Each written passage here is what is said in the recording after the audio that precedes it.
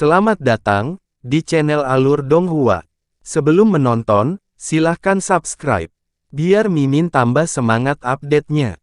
Tan Yun memasuki alam rahasia Huangfu. Setelah menerbangkan pedangnya sejauh ribuan mil, dia terbang di antara paviliun tempat para murid sekte luar tinggal, dan berjalan menuju aula tempat tinggal Shen Qingfeng. Melihat Tan Yun kembali hidup-hidup, para murid luar membungkuk kepada Tan Yun dan menyapa, mata mereka dipenuhi dengan kekaguman.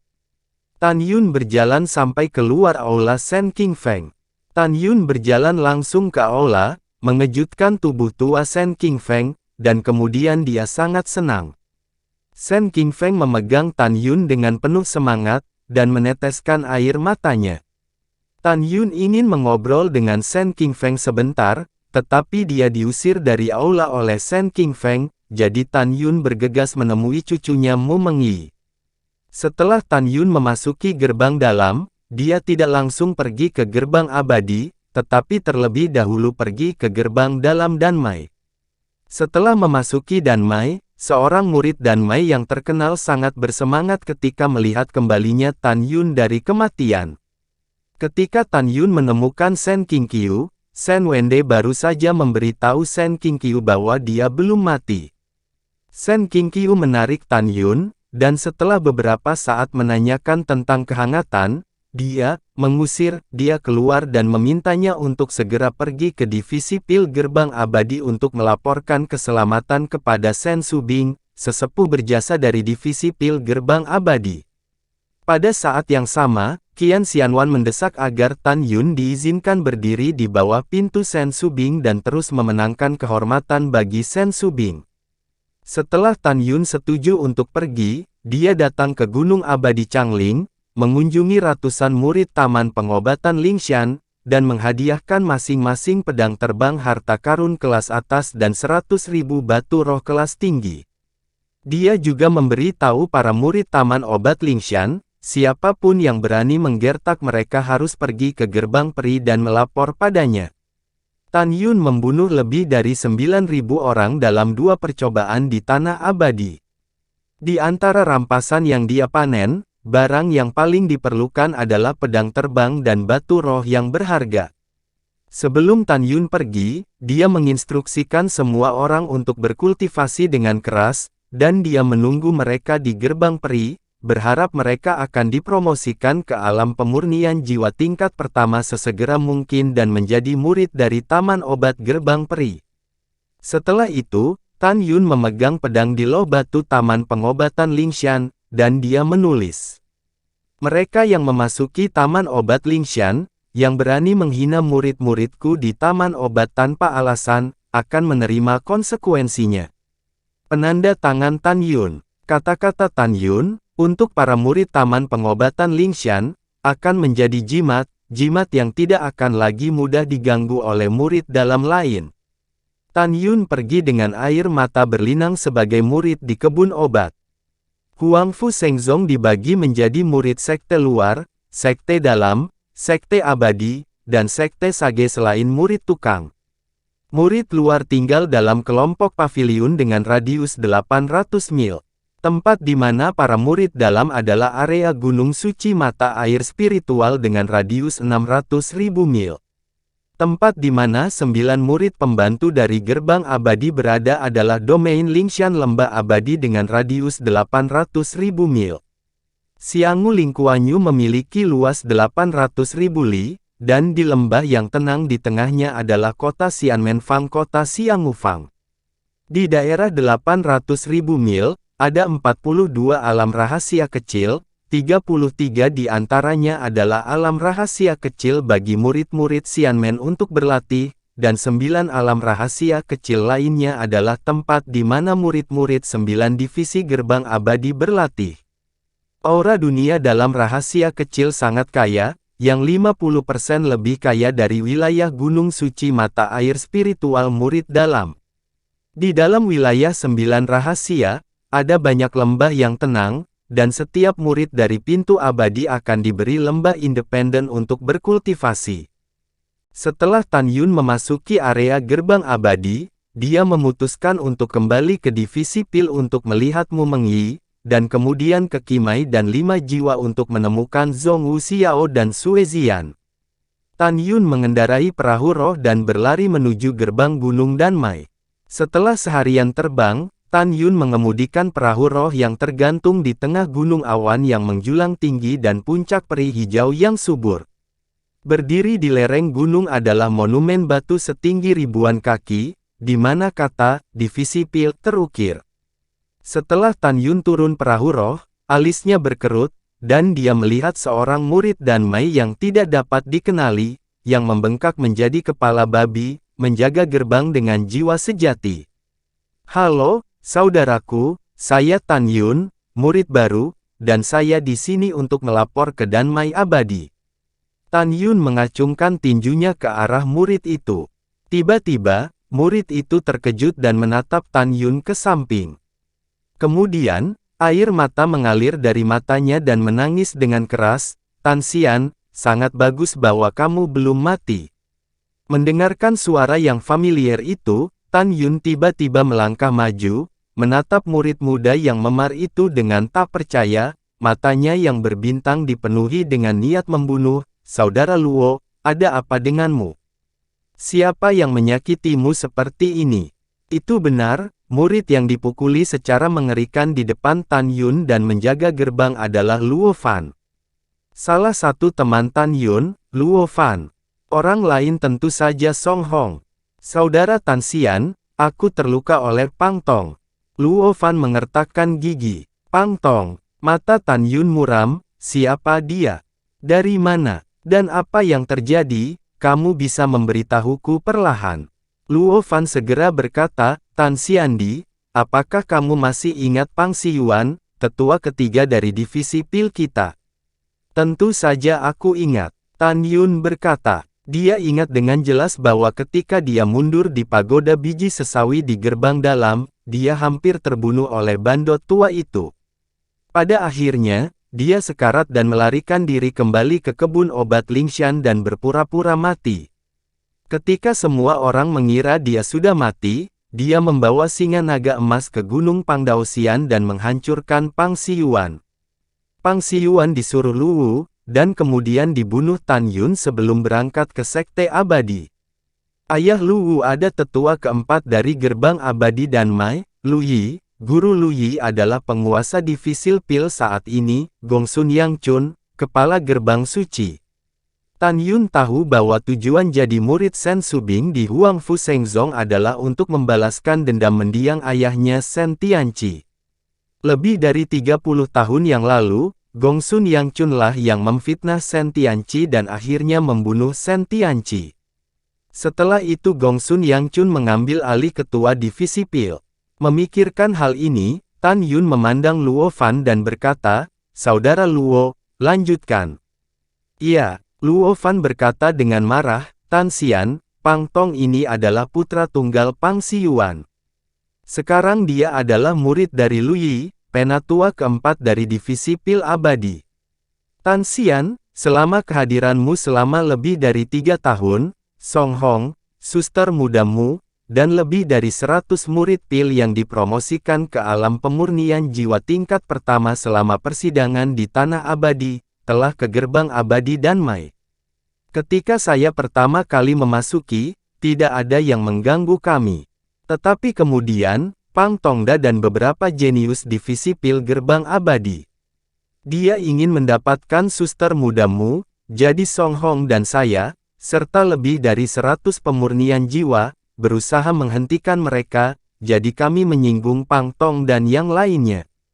Pada tahun lalu, saya, Song Hong, dan lebih dari 100 lainnya telah dipermalukan dan dipukuli oleh Pang Tong dan yang lainnya. Tapi tadi malam, Pang Tong ingin mencari suster mudamu lagi. Setelah kami tahu, dia tidak berhasil. Jadi, Pang Tong menyakitiku. Yang lebih menyebalkan adalah dia juga memotong kaki Song Song. Mendengar ini, Tan Yun mengepalkan tangannya, gemetar karena marah, Pang Tong, aku ingin kamu mati hari ini. Saudara Tan Xian, aku tahu kamu marah, tetapi kamu tidak boleh impulsif. Mata Luo Fan panik, Pang Tong adalah orang yang kuat di tahap ke-7 pemurnian jiwa. Saudara Tan Xian, belum terlambat untuk membalas dendam selama 10 tahun, jadi mari kita menunggunya. Mendengar ini, mata Tan Yun penuh dengan permusuhan. Sabar. Bagaimana cara bertahan? Kelompok gangster ini mengganggu wanita saya, apa yang bisa saya toleransi?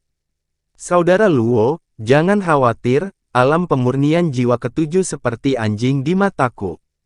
Selain itu, Pang Tong memukulmu seperti ini dan mematahkan kaki Song Hong. Dia hanya bisa membayar dengan nyawanya. Melihat Tan Yun yang membunuh, Luo Fan tahu bahwa tidak ada gunanya membujuknya, jadi dia seharusnya tidak memberitahu Tan Yun hal-hal ini begitu cepat. Jika Tan Yun kehilangan nyawanya untuk ini, dia akan menjadi orang berdosa. Saudara Luo, jangan jaga gerbang gunung, antar aku membalas dendam. Tan Yun menarik Luo Fan dan berlari langsung ke perahu roh. Saudara Tan Xian, saya menjaga gerbang sekarang, dan saya akan dihukum jika saya pergi tanpa izin. Tanpa menunggu kata-kata Luo Fan, Tan Yun memotong dan berkata, kamu sangat terluka, lihat gerbang gunung hantu. Nanti, aku akan menemukan seseorang untuk menemuimu. Luo Fan tampak panik dan berkata, Saudara Tan, Anda tidak tahu. Diakon Han dari Aula Disiplin lah dan Mai kita yang mengatur para murid untuk menjaga gerbang, Han Yong. Saya baru mengetahui setelah saya datang ke divisi pil abadi bahwa sesepuh yang berjasa, Sen Subing, memberi pil yang diberikan gurunya, untuk kepala Tang Xin menyebabkan kepala Tang bertambah parah. Jadi Lu Yi, tetua keempat Xianmen, memenjarakan tetua yang berjasa di penjara selama setengah tahun. Dia dipukuli oleh Zhou Wuyun. Kemudian, guru dari tetua berjasa, setelah pergi untuk menyelamatkan kepala Tang, dia menyelamatkan tetua berjasa, dan pada saat yang sama membunuh penatua ketiga Zhou Wuyun. Dan dia Ken Han dari Aula Perintah adalah saudara kedua Zhou Wuyun. Binatang buas bermarga Han ini sekarang dengan sengaja menargetkan kita para murid di bawah sekte tetua yang berjasa. Pada saat ini, jika saya meninggalkan gerbang gunung tanpa izin, dia mungkin memutuskan bagaimana menghadapi saya. Setelah mendengar ini, Tan Yun mengerti apa yang dikatakan Luo Fan. Karena gur dari sesepuh yang berjasa di mulutnya adalah dirinya. Tan Yun bingung, kakak Luo, sekarang Sen Subing adalah penatua yang berjasa, mengapa Han Yong berani menggertakmu? Luo Fan menghela nafas dan berkata, Saudara Tan, terus terang, nama tetua berjasa itu bagus, tetapi Anda bahkan tidak tahu siapa murid dari tetua berjasa sekarang. Ketika penatua berjasa menjabat, hanya ada lebih dari 100 murid termasuk saya, Song Hong, dan suster mudamu. Jadi kepala Tang mengumpulkan 38 penatua dan meminta setiap penatua untuk menugaskan 100 murid penatua yang berjasa. Para penatua hampir tidak mau mendengarkan mereka. Pada saat ini, tetua keempat Lu Yi melompat keluar, mengatakan bahwa karena Sen Subing adalah tetua yang berjasa, dia pasti memiliki kemampuan luar biasa. Orang tua ini mengusulkan untuk memberi Sen Subing beberapa murid di bawah tingkat kelima pemurnian jiwa, sehingga semua orang dapat melihat kemampuan tetua berjasa untuk mengolah murid. Saudara Tan, jelas Lu Yi melakukan ini, karena putranya Lu Wu melampiaskan dendamnya kepada sesepuh yang berjasa setelah putranya Lu Wu meninggal di pintu dalam. Setelah mendengarkan, Tan Yun berkata dengan kejam di dalam hatinya, bandot tua ini, aku akan membunuhnya cepat atau lambat.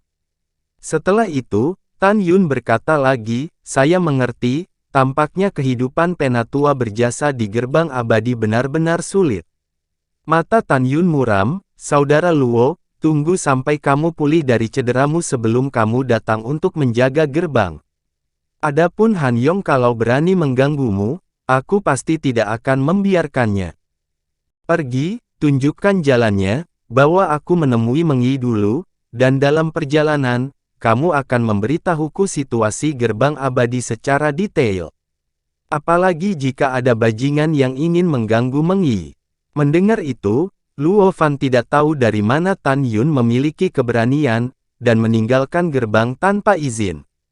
Luo Fan membalik tangan kanannya, dan token identitas gerbang abadi muncul. Setelah dia menyuntikkan kekuatan spiritual ke token identitas, token itu meledak menjadi tirai tipis, yang tersebar di tablet batu di depan gerbang gunung. Lingkaran riak muncul di tablet batu, dan kemudian sebuah pintu misterius dengan diameter ratusan meter muncul.